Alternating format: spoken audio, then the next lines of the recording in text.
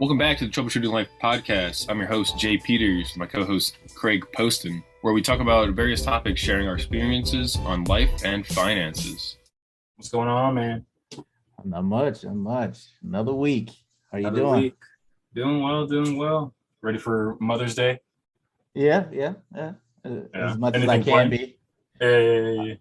It's simple, like gifts and doing some grilling, stuff like that. Yeah, keeping it simple, keeping it frugal. No doubt. Frugal Mother's Day. Yeah, because last Mother's Day and anniversary, I actually did more. Yeah, so I did more than I should have. So it's gonna be hard to compete with next this one here. I mean, that's what I meant to say. So. That's too funny. Yeah. So you're just gonna reset the clock, do the frugal side, and then each year just build up from that one.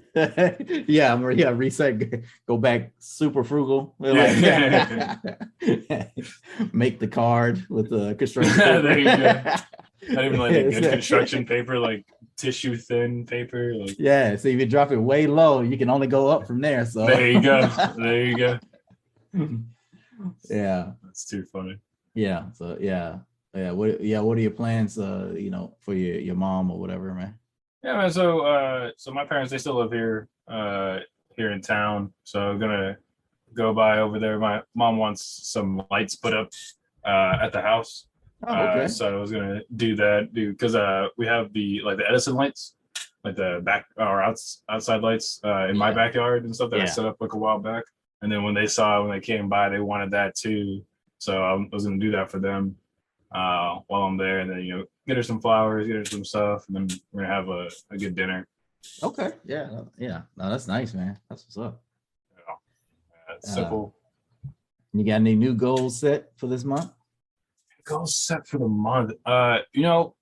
So I've been listening to a few more audiobooks, right? So we talked about, I finished off the Millionaire Next Door. I got the audiobook for The Dip, right, by Seth Godin. Okay. I think you read the book, but it's basically like learning the proper way to quit, right, or the art of quitting, right? Kind of like determining what tasks, things, goals are not worth doing anymore. Like, as in, like, they're not really aligned with your values. They're not providing any growth for you, or they're just causing too much stress, whatever that is, right? So, like, one of my goals that I had was to learn to play the harmonica, and I have it right here, and I have not. This is literally the first time I picked it up in 2 months, and it's still in the damn case. And I've had it since I was a kid, and I used to want to play when I was younger, and that was one of my goals. Like I said, I haven't picked it up, so I'm dropping that goal because it just keeps causing. It doesn't cause stress because I'm not doing it, right? But there's always like this overhanging thing. Like, I keep writing it down to like do it. I keep like thinking about it. It's on like my Notion page to practice at least 10 minutes a day on it, which doesn't sound like a lot, but it's just not happening. So. Dropping that one. So that was a thing for me. But other goals, like the property and stuff still coming around. Got a couple weeks till close on that. Gonna do some renovations. Yeah, man, just busy. What about you? How's the Booker stuff coming around? Definitely the book that I'm supposed to be writing. Definitely haven't putting much into that. But I did finished another Audible, and it was Never Split the Difference. Okay. With Chris Voss. So and I bought the book so I can read it now, because it's like one of those things, you hear it and then you go and see the words and like in imprints, because I think it's actually pretty cool. It was kind of cool how he was doing things to negotiate, right? Yeah. So like, and these are things that you can use with like everyday life, like if it was negotiating your pay or negotiating with your kids. It was actually kind of cool. So that's why I was like, no, I got to read this book too. I can't just listen to the Audible, even though that is a easy way to fit into your time schedule, right? Because with a book, you gotta sit. Yeah, because a book you have to sit down and make time. But like the Audible is like, I'm going to work and listening to the book. Yeah.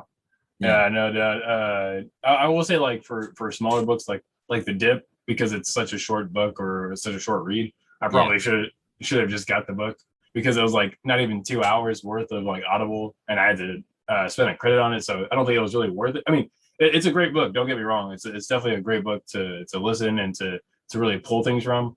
I probably should have just read it. However, I probably never would have. So it would have just been like a book on a shelf for me. But yeah, no, that's awesome, man. Splitting the difference. I definitely gotta look at that one. Yeah. So never split the difference. That's what. Never split the difference. Okay. Gotcha. Yeah. Gotcha. So it was one of his examples of splitting the difference is wearing a brown shoe and a black shoe. Black shirt. Yeah. Okay. So wearing a brown shoe and a black shoe means that you compromise. So if your wife wanted you to wear your brown shoes, but you wanted to wear your black shoes, you compromise, you wear two. So in this sense, it's like how ridiculous does that look? Gotcha. So never split the difference. No, I mean that's a great concept in general, right? Because there while life has compromises, there are certain things that you shouldn't compromise on. Yeah. Right. For example, like you said, pay. Right. You shouldn't have to compromise on your pay because of whatever, because benefits are better, because better time value. I don't know what it is, but that's one thing that you should not split the difference on. But no, that definitely got to listen to that book. It's not going to read it. Hey, it's a good listen too. That's what I'm saying. It's actually pretty cool. I was like, man, I'm actually interested while I'm driving. Even though I got to pay attention to traffic, but I'm still listening. There you go. Yeah, the one I've been listening to recently is another one by Darren Hardy. It's called the Entrepreneur Roller Coaster. Yeah, I believe that's what it's called. And that one's free on Audible. And dude, it's actually pretty good. Like, you think you should take a listen to it. He kind of goes over his entrepreneur timeline or lifestyle and stuff, and he gives like real tangible examples of how he kind of rose up in different businesses and how to really see business work just in general. And I think it's currently a great list. I'm on like the 4th chapter or something right now. And then he has the other one called the compound effect, and that one, I like that one a lot. Compound effect. Because I'm definitely writing those down, man. Because I have been slipping on my reading, and I definitely was trying to finish this book that I had, and I don't know why it gets to a certain point where I get stuck there. So like I was like, okay, Blue Ocean one, or the Blue Ocean effect. So like I was like, okay, maybe I need to go back to the things that interest me. And so like always the psychology about business, the psychology about something that happens always interests me more. And even though that book is it has a lot of knowledge in it, and it's actually good for a business owner, but it's just the fact that it's I don't know what it is. Every time I get going, and it's like, all right, but when it's something that's dealing with the psychology of a person, that a way that you can, trick your mind to do something else, something that you want to do, right? That those interest me a lot. Gotcha. No. All right, man. So our topic this week, man, we got here maximizing credit. Yeah, man. So we went over kind of, of course, budgeting, and to kind of continue our financial type of series, going from budgeting to building credit, and now maximizing credit. But what does that really mean, right? So maximizing credit, in my opinion, is one, of course, getting the building blocks or foundation to get a great credit score overall, but also learning how to maximize the credit types that you have, right? So like the first thing I think we put on here was number of accounts, right? So kind of going back to the building credit, you want to have a good number of accounts, especially as early as possible. The reason why is because the age of credit is averaged out between the amount of accounts you have. So if you have a lot of credit early, then you will be able to have a good foundation just in case you start adding more credit, because you more than likely will, depending on what you plan to do. Especially say if you're going for properties, you need credit, right? So you'll be adding more and more things to your, portfolio of credit. So having those a decent amount early will be good for you, especially like say, for example, you accidentally missed a payment, right? Those are also averaged out between the amount of payments per account. So, things happen, you miss a payment, you're not able to get it off quickly. You're still kind of buffered or kind of soften the blow if you have a bunch of accounts, right? So I put the example of 10 accounts. And the reason why I did that is because according to stuff like Credit Karma and according to a lot of the FICO scores, that is kind of the metric for the yellow to green zone, right? It is 10 accounts. Now, I'm not saying that it has to be specifically credit cards. It can be the culmination of credit cards, loans, whether that's installments, mortgages, other revolving credit like lines of credit. So it doesn't have to be just one type of credit. But like I said, that's my opinion. I know, Craig, that's a more optional for you, right? Yeah. Because and it's, it was the reason why I put optional for that was because you always try to leave that window open that a person can figure out another way to do this, right? Like you said, you can have multiple other types of accounts. I would say. So say you have 5 credit revolving accounts, right? And then after that, you can do, like I said, you can do that combination of like, okay, I've had different card notes over time, and a lot of times, your credit is built over time anyway. And when I was saying about the optional, I think I was focusing more on the credit card accounts. That's for having 10 at least, and it would be one of those things, as you're saying, if it's at least 10, it would have to be the diversity, right? You have like a diverse amount of different accounts on there, and that I would say probably would help you stay in that maximum range credit score, if you keep all those accounts in good standing. So so yes, in a sense, I am agreeing with you. And when I said optional, it was mostly because it was credit. It depends on what you had for the accounts. That's why I said optional. Yeah. No, I agree, because certain accounts, like even student loans, right? You could definitely rack those up, like the number of accounts really quickly, especially nowadays with how much school costs. So those are not exactly the example I was going with, but no, I agree. The type of account is and the amount is what we're trying to go for. And then kind of going to the next point, being disciplined when you use your credit, right? So in the previous example or previous podcast, Craig and I kind of talked about it, how we built up the discipline to always pay off our credit cards, right? But it wasn't always like that, right? There was never always a time where I always paid it off, right? There were many times where I did hold the balance, but I kind of went away from that. And the reason why is credit cards and credit card bureaus, they make a bunch of money off the interest that they charge you on your credit cards, and they could be incredibly high for I don't want to say no reason, because they're technically borrowing money from them, but they are incredibly ridiculous. Like these could be in the 20s and almost like 30s of percentage rates, and if you're just paying the minimum on a card and it's that high, then you will never or almost never pay that off, because they're always going to be adding money to it.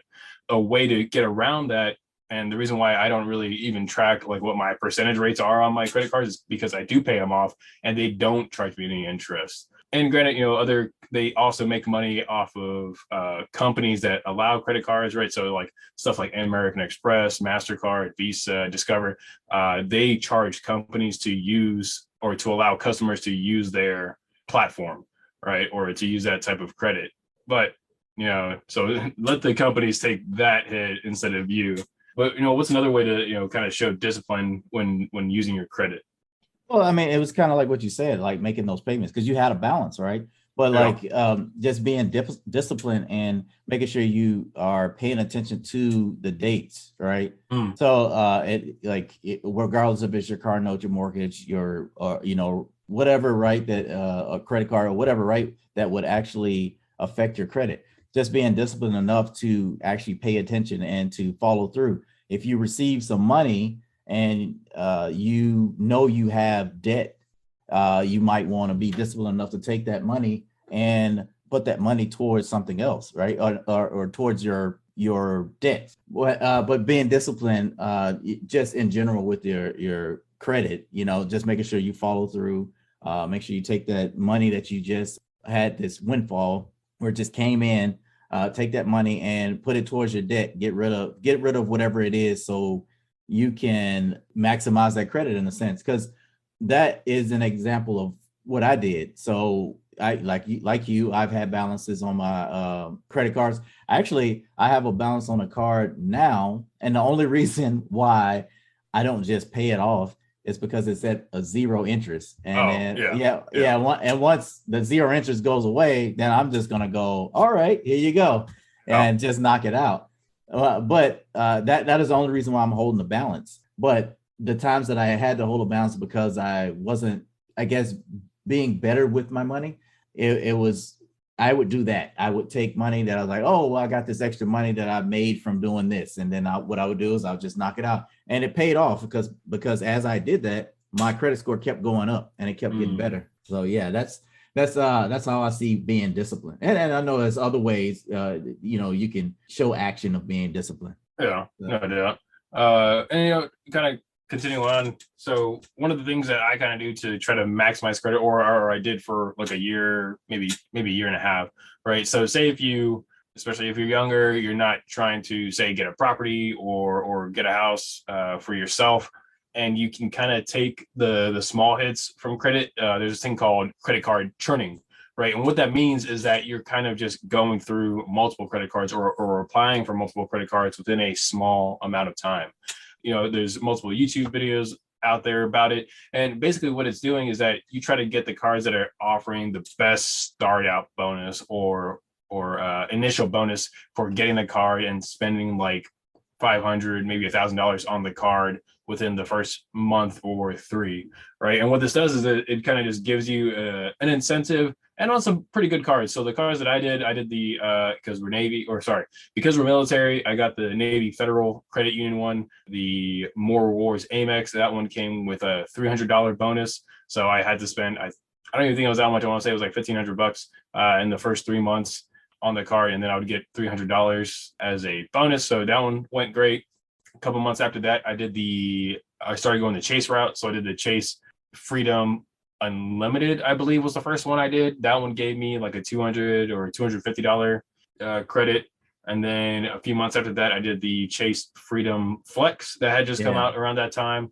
That one was another $200 one. And then I want to say I did another one or another two, maybe the Capital One Saver one. And granted, that was like, within a year, right? So I would say I took 2 to 3 months between each one to kind of get it. Now, there are some caveats, right? Not each creditor like Chase, I believe they still abide by the 524 rule. The 524 rule means that if you have new accounts open within the past 2 years or 24 months that exceed 5, then they do not allow you to open a new account with them. Right. So Chase would be a good one to start off early, especially in the credit game. And if you want to churn, so if you want to get the Freedom cards and then you want to get like the Sapphire Preserved or Preferred Reserve, my apologies, not preferred, preserved. And then another ones that are good are Amex. Amex is always, in my opinion, a fairly good one to churn. The reason why is because most of them are charge cards, so they don't have limits. And even if they do have credit cards, Amex is fairly notorious of giving you high credit limits. And what this does on top of just giving you the rewards or the immediate rewards is that it starts building that portfolio of a high revolving credit spending limit. Right. So going back again to the previous podcast, right, where we talked about the difference of having $1,000 credit versus $10,000 available credit. Right. This will kind of help you out with that. And like I said, within that first year or within a year of time to do it. And like I said, only do it if you're not trying to, say, get a vehicle, if you're not trying to get a car, if you're not trying to get approved for another loan, because those hits can affect opening other accounts, right? So I made sure that I wasn't going to get a house or anything during that time, and I made sure that I had enough buffer time to go apply and get a mortgage loan. At least for my example, I don't know if you've ever had to churn cards or if you've had the opportunity to. No, that I have not had the opportunity to do that. I just started to get into the rewards and the cash back and actually using it using it to your advantage, instead of your disadvantage, which again would go to that being disciplined when it comes to that, because you got to make sure you pay your balances off so you don't get charged interest while you're trying to earn rewards and cash back. And like I know you mentioned the American Express. I like American Express because they give you a lot more flexibility. It's sad that some places, when it comes to utilities, don't necessarily take American Express, but but pretty much all retailers do. So you can use it literally anywhere.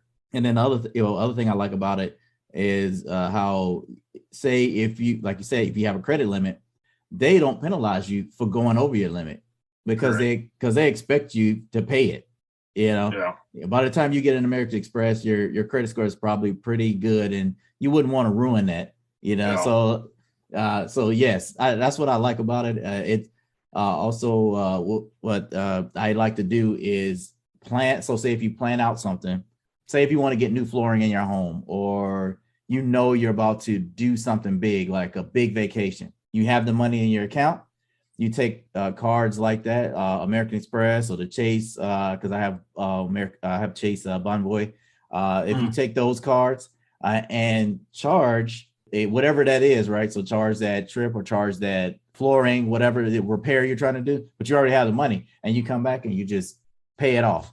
You just made yourself money, and you just earn rewards to take another trip. So that's one of the things I like about some of those cards that you mentioned. Yeah, no doubt. And another thing, and Craig kind of brought it up, but I really wanted to cover it, is that, when you're churning cards, you can actually build out a decent portfolio of different types of creditors, right? So when I got all those different ones, for example, I kind of brought it up, the Navy Federal one, that was an Amex, right? Both my Chases, one was a MasterCard, one was a Visa, right? The one thing I don't have is a Discover, right? But I covered most of the different types of creditors that you can get, right? And like Craig was saying, not everyone accepts, say, Amex, right? But most places will at least accept MasterCard and Visa, right? Because MasterCard typically runs the debit card game as well. And Visa will also have higher limits, especially for the Visa signature cards. So that kind of helps you, especially if you really categorize what you spend. So for example, like Craig said, utilities, right? I use my credit card for my utilities all the time, and then I just pay it off, right? I use my Amex more for things like travel, right? Because I get more rewards towards travel. Like Craig said, you kind of just get that bonus that debit cards really don't give you anymore. Even smaller credit unions that used to give you a little bump here and there, they're not doing that anymore, especially after the pandemic kind of came and went. So it's not as advantageous to use a debit card versus a credit card when you have the cash on hand to pay them off. So, and then the next one was that keep your oldest account open. Or your account or accounts, right? So so keep referencing the previous podcast. Might as well just listen to another podcast, right? But in the example of me, right, I wish I would have known, or someone would have told me to open more than just one account when I was 18, right? And the reason why is because it brought down my credit age a lot when later in life, I want to say a couple of years later, I got another credit card, or I opened a few accounts, I can't remember. And it just kind of, the average just went down, and it's still feeling the effects now because I didn't have that solid foundation. So if you have old accounts, especially if you have 1 to 3 accounts, you really don't want to toss those away or get rid of them, because it really sets up the longevity of your accounts. Now, if you've had a good credit, or you've had multiple accounts that are over 10 years old, then you should be totally fine to get rid of those old or first accounts, especially if they don't give you any rewards. If they're not a high spending limit, then they kind of become more of a burden, and you kind of have to figure out what to do with them, right? And you have to, like, I don't know, buy your pack of gum a month with it. But no, yeah, so keep your oldest accounts open as long as possible so that you really maximize what your credit score can be. And then, like, it's like our next point on here, but it's to go with the, keep your oldest account open. What I suggest, I don't necessarily use it, because what I use to track which credit card, you have, that, like, the last time you used it, you can use a spreadsheet, but what I use is like I'll go to the last payment, like on each of my cards, and I would actually see, hey, which one is it? All right, boom. I didn't pay it. I paid it when it was March of last year. All right, I know it's time for me to go ahead and use this card again. And that's how I keep up with it. I know some people use spreadsheets to keep up with the last time they use a card, so they know, hey, when I go to spreadsheet, boom, I know this card needs to go next. Also, logging into each of these online accounts actually help show activity on your online account, so you don't want you to forget your password. And then I'm trying to remember exactly, because I know every time I don't log in for a while, it seems like something's different, like it doesn't remember me. But that's a good way to keep up with your the last time you use your credit card. And that's because what happens is your creditor would actually just get rid of or close out your credit card account if you don't use it within a certain time. Sometimes they give you a warning, just like, hey, you might want to use your card because you hadn't used it in a year.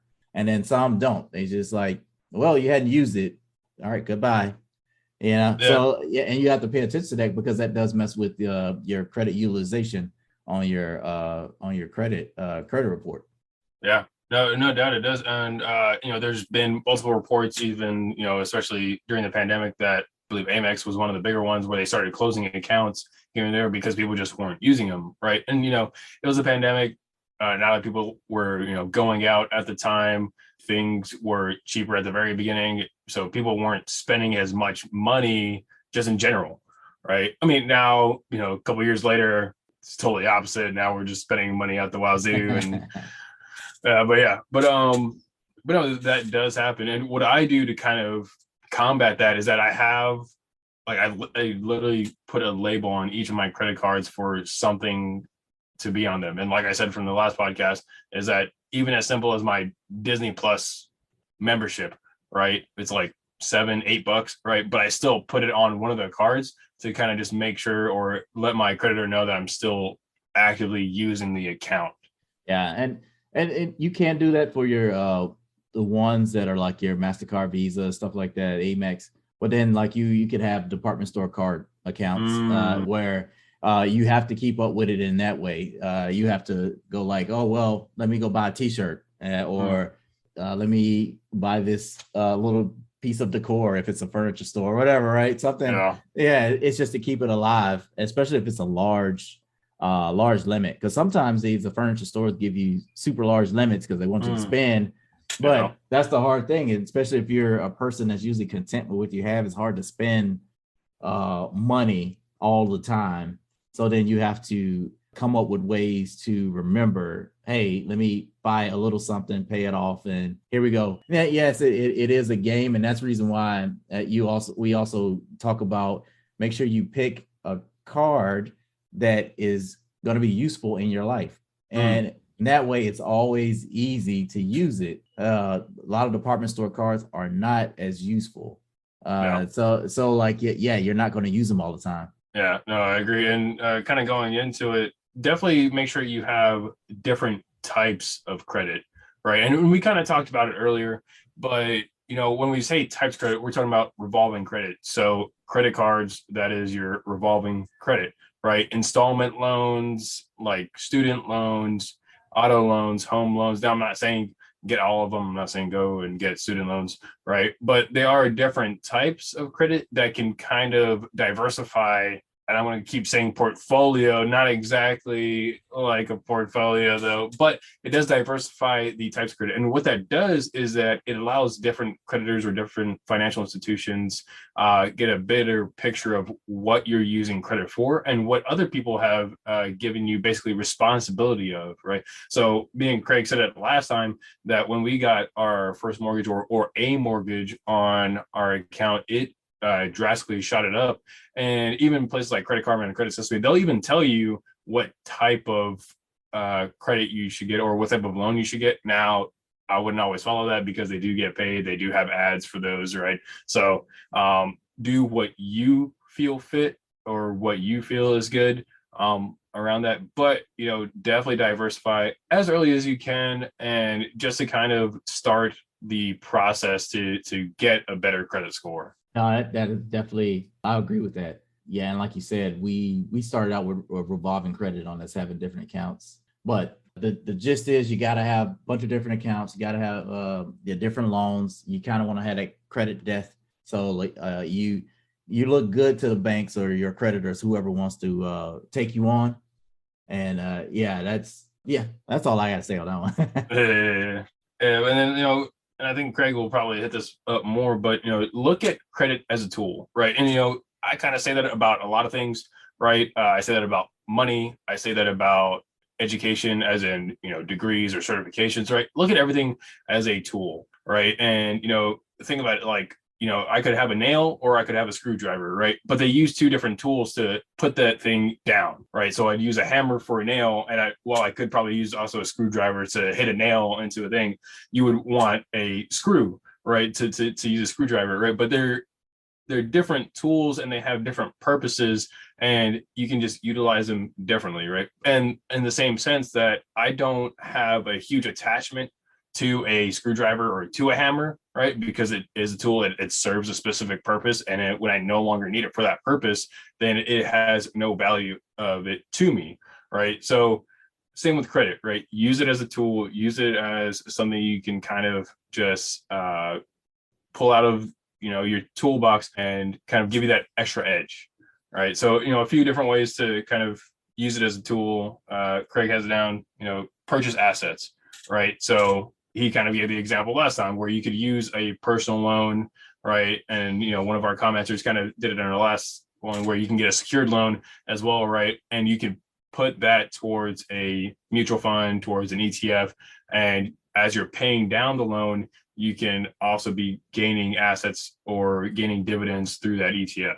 Yeah, so that was something that that's why I put it in there. But just know that that's a risky thing to like put it in stocks or real estate. Nothing is guaranteed. But the thing is, you're trying to utilize as a tool. You're trying to take your mind away from using credit as just an extension of your income, but more as in, hey, how can I get to where I want to be quicker? Yeah. So what purchasing assets, like I said before, it could be very risky, but you got to realize you got to change your mindset to how you should use your credit. No longer we should be in debt or using it as an extension of our income. We should be using it more so to make sure we get ahead in life, make sure you're preparing for your future, or you're helping your future generations, which could be your children, could be anybody, right, that you have in your life, help out with building for the next stages. And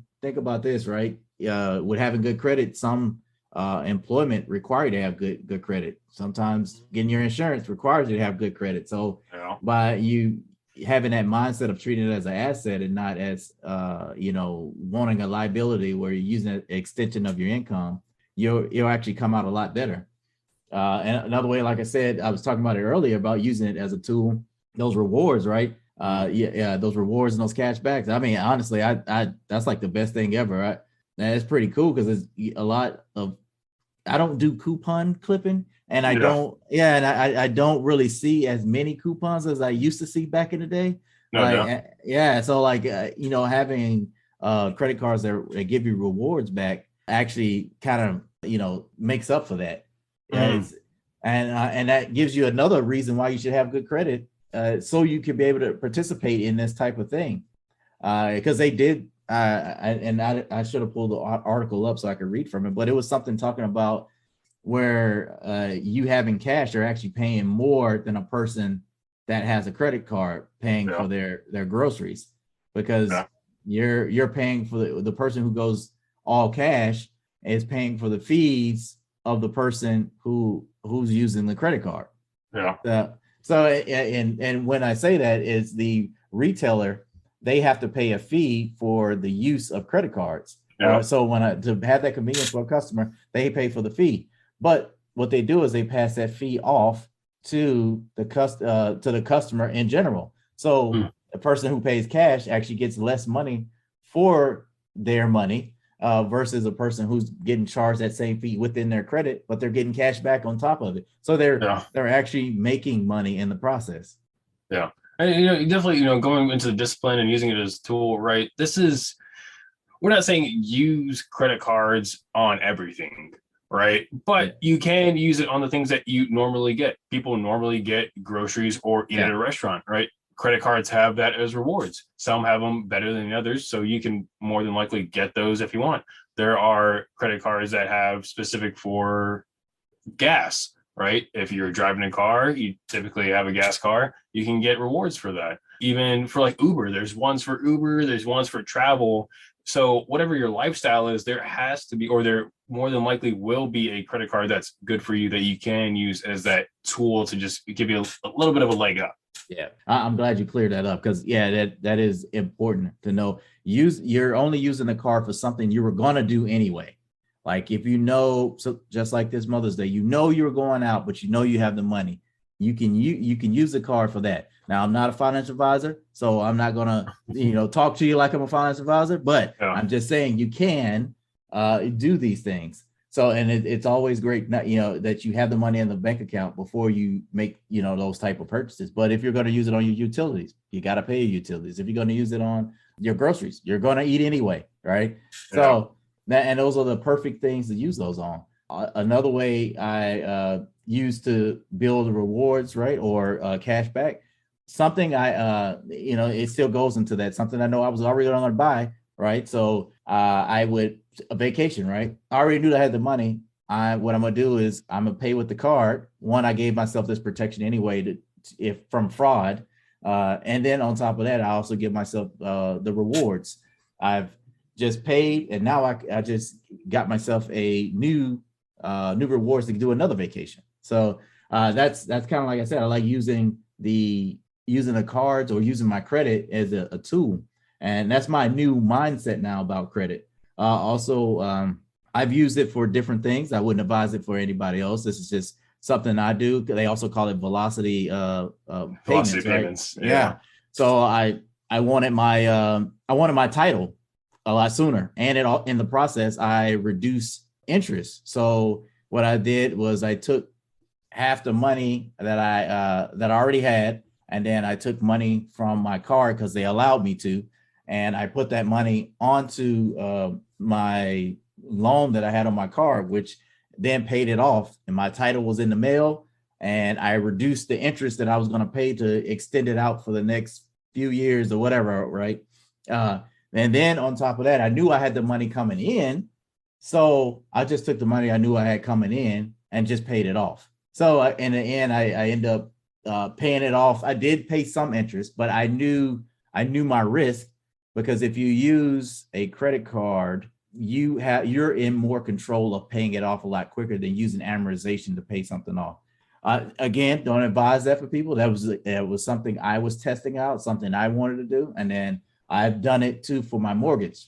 Only did it for a little bit, but I did it again to prove something to myself. And you knock out whatever you're going to pay for that certain period of time, for that amount of money of amortization. Because what you're doing is you're paying it in bulk, and just that certain period in time is in bulk. You're not paying. Like I said, don't advise this for people. Just something I wanted to do. Some people do try this and actually succeed at it. So the reason why I say, hey, this is very risky, only for people who are disciplined, only know that you're going to be able to come up with the money, try things like that. But again, I'm showing that it's a tool, and you could do pretty much anything that that the card would allow you to do to help yourself. Yeah, and another thing is credit cards also have a bunch of perks other than just rewards, right? So money cards, they'll add insurance to stuff, they'll add warranties to stuff that you buy. So for example, like the Amex, right? My Amex Platinum, I get certain travel credits, but say for like incidentals, say if my luggage gets lost, then I can get reimbursed for that, right, as like a little credit.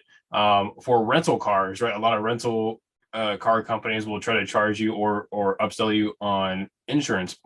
If I pay with my Amex Platinum, that's already included with the card, right? If I purchase a laptop with the card, then it adds an additional warranty of maybe a year to 2 years. Say if I break it, if I lose it, whatever, and say if I don't have valuable personal property insurance, like VPP insurance, then, I could always go through the card, or it's always another thing to kind of add on to it. So that's another way, credit or credit cards specifically can be used as a tool. And as we close out on this, on the credit, maximizing credit, we wanted to make sure we ensure that you make sure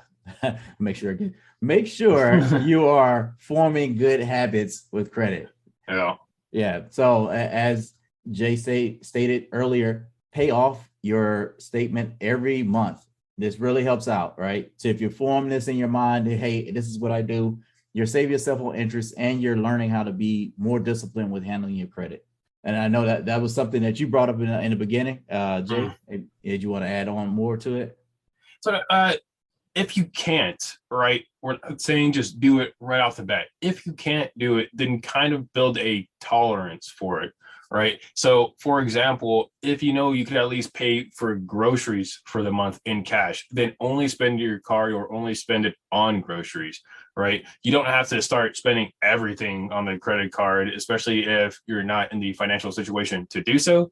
But baby step it as much as you can, and then when you're where you have more money or you're making more money, then yes, pay or use your credit card if you really want to, but always pay it off in full. Yeah. Yes. Good advice. And then another one, never use your credit cards for expensive purchases that you can't pay off in 30 days. Right? Yeah.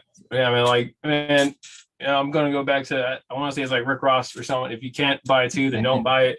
Right. And that's true. Right. And, he may have meant it in a joking way or in a truly financial way. Right. If you can't afford it, stop trying to use credit to kind of take that blow. Right. I understand there are certain wants, right, that people have, whether that's, something nice to grab, like say jewelry or that Rolly or whatever it is. Right. Even a car. Whatever that is, if you cannot afford it, and that can be measured in many different ways, right? What is affordable to you, right? But if you can't pay that off quickly, especially after spending it on a credit card, then it damages you more than you can really think, right? So your credit limit goes up, right? That's an immediate hit. If you start missing payments, that's a hit. And as it continues, it'll just kind of dig into your credit score more and more. So would be the opposite of maximizing credit. You would be causing a huge detriment to your credit. And in another video or another podcast, we'll go over how to rebuild credit. But it would be better if you didn't have to rebuild credit, right? Right. And Craig will definitely champion that one mostly. But yeah, do not purchase anything that is above your budget, above what is considered affordable for you, and just kind of rethink that purchase at that time. Yeah. And then this one right here, I've done this before, and I regret it. One of the reasons why I had to rebuild my credit: do not co-sign for anything for anyone you cannot take over payments or pay off. Right? Again, if you're telling the bank you are responsible for the person who is going to be paying for this product, car, whatever it is, right? And if you co-sign and you don't know you can afford it, then you shouldn't be co-signing. I just go against it because, like I said, in my experience, it turned out to be bad, but manageable.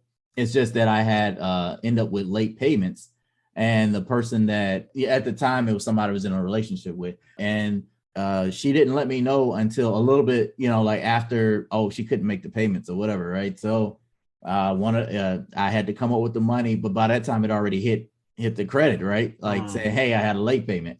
And then after that, I had to just go ahead and pay the remaining off. It wasn't a lot. It was maybe like $2,400. I had to pay the rest of it off anyway, because it was time for me to get a new car because my car was breaking down. So, and it broke down. Yeah. Yeah, I take that back. It didn't break. It wasn't breaking. It broke. It was done. It was done. Yeah. But I needed to go get a new car. And what was preventing me was I had that loan out, and at the time I didn't make a lot of income, and it was like, you can't have two loans right now.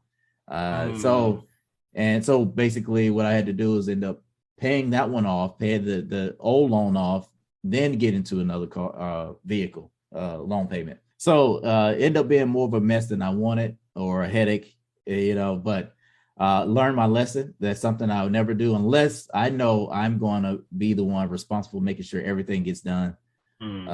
Yeah. Yeah, no, I've never really had the experience to be a co-signer. I have had other people had that experience. Some of them were good. Some of them, like your experience, were bad. Because you lose the control of that you're paying. Now, sometimes even family members can misuse that cosign for whatever reason. So, even if you love them, you want to spend as much time with them, don't co-sign with them unless they're responsible enough to at least keep communication with you, that things are going wrong or whatever, or if you, like Craig said, have control over it to kind of buffer it. So co-signing can be good for the other person that is receiving the co-sign, similar to authorized users on credit cards, but be very wary, be very cautious when doing so. Yeah, and then another one, this is something I do not use more than 2 or 3 cards at a time to control debt. And this will vary from person to person. Again, this is something for me. This may not fit you. It's just an easy way to make sure I mentally take control over what's there, right? Yeah, so like, hey, if I got to go to another card because I need to use it, right? All right, it's in my mental. I know it's there. Or this card is only used for this. It's in my mental. I know why I used it, right? And you just have to keep in mind not to go past a certain amount of cards while just so you can keep a handle on what's going on. Now, like I said, it varies from person to person. Someone might actually look at each one of these accounts every time and make sure they know what's going on. Or they may create a spreadsheet, or they might just write it down and they know where, hey, all right, I know what's on this. It's only $50. I got it. I'll pay it off. At the end of the month. And that's a totally different story. But like for people who are using cards and they lose control and they just like, oh, well, I'm gonna charge the next one, and they just keep going, or they're trying to catch all the perks. Yeah, just be very mindful what what you're doing. And that's the only reason why I said the 2 or 3 cards at a time. Yeah, I would say, be very mindful, be very intentional what you use your cards for. So for example, like I said, I label all my cards. So I have a card for gas and groceries. I have a card for utilities. I have a card for travel, right? And I make sure that is all they're used for, right? What I labeled them is strictly for that purpose. It's not like I don't have another card that could probably do the same function. That's just not what I planned on that card doing, right? Whether that's based off of the credit limit, whether that's based off the reward amount, whatever that is, right? I just make sure that I am disciplined enough to only use my cards for those certain purposes. Now I do kind of go over that 2 to 3 limit, but like similar to investing, right? Kind of stick to something simple at first, and then slowly go into more and more as you can kind of take on or adjust to more risks in a way. Another one that or the last one for this one, avoid maxing out your credit cards. All right. So, and that's what I was saying earlier about having that mental limit in your mind, like knowing that, okay, yeah, I shouldn't be using this card because I've already used this card and used another card. And this way of you maxing out your card, you like, I only spend my 30% or less on the card. And you mentally already know, because you calculate it up. So your limit is whatever it is, right? What is it? If you do 10,000, right? That's what's that? 3,000? Yeah. Is that correct? Yeah. Like, so, yeah. So you can only use that amount of it. And then the stop there. And that's the thing. Make sure that you are keeping up with those things, because it can happen quick where you're going over and you're past the 30% mark and you're already at the 60% mark. And that's probably why you should listen to the other one, our other podcast, where it talks about budgeting. So you know how to keep up with those things. Yeah. And we're not saying that things don't happen, right? Like things can happen where you use that, but you don't want to be already in the situation where you have to start using more and more, right? You want to be able to have that little buffer. That's why I was saying in the previous podcast to use like 10 to 20%. of your overall credit, so that if you need to go to the 30% or even more, you still have that chance to do so. Don't make a huge habit of it. But and that was another reason why you want to have multiple cards or multiple amounts of credit on the cards, so that you're not always getting hit so much when you have to use your card or when it's in a dire emergency. Right. And then I'll leave you with what Experian thinks about good credit habits. So this is what they think a daily practice should be. Number 1, pay your bills on time. Number 2, keep your credit utilization low. Number 3, check your credit score regularly. And number 4, apply for new credit only when needed. And I could agree with those. Yeah, they're pretty simple. Yeah.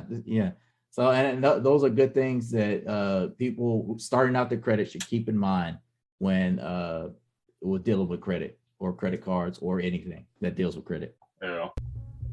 All right. And it's time for the Frugal and Cheap.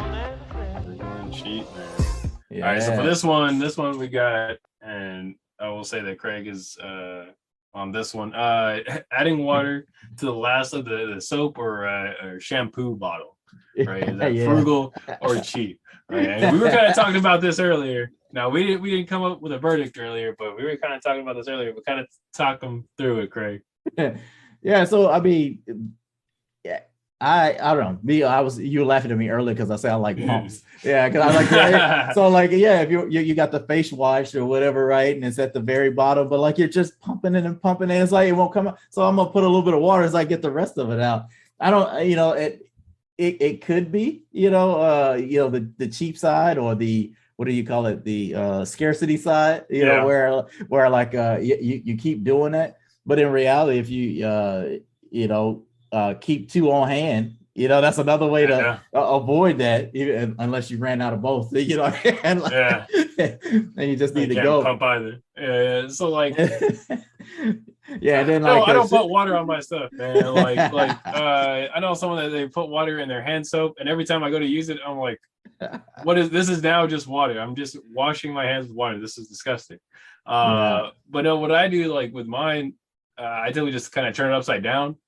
Right, kind of like how you do like ketchup bottles or whatnot, right? And then I kind of try to use that to kind of like knock it out. I don't get to use the pump. I'm okay with that, I guess. Yeah, yeah, and I definitely for the shampoo bottle, I definitely put water in it. I mean, you're putting water in your hair anyway, so like that's not the point of the shampoo. Yeah. So yeah, I don't know. That could be, it could be on the cheap side because of the scarcity. It could, but also it could be very frugal if you like. No, I want my last drop because I spent my money on it. That's what I'm saying, man. You can cut it open, man. You can just put it into another like container or something. Yeah, you could. It's too much work. Yeah, just put some water in it. Yeah, there you go. Put water in it. Good. Good. All right. Well, all right. Thank you, everyone, for listening. This is Craig and Jay signing off the Troubleshooting Like podcast. We'll see you next week. Please subscribe and like. See you next week. All right.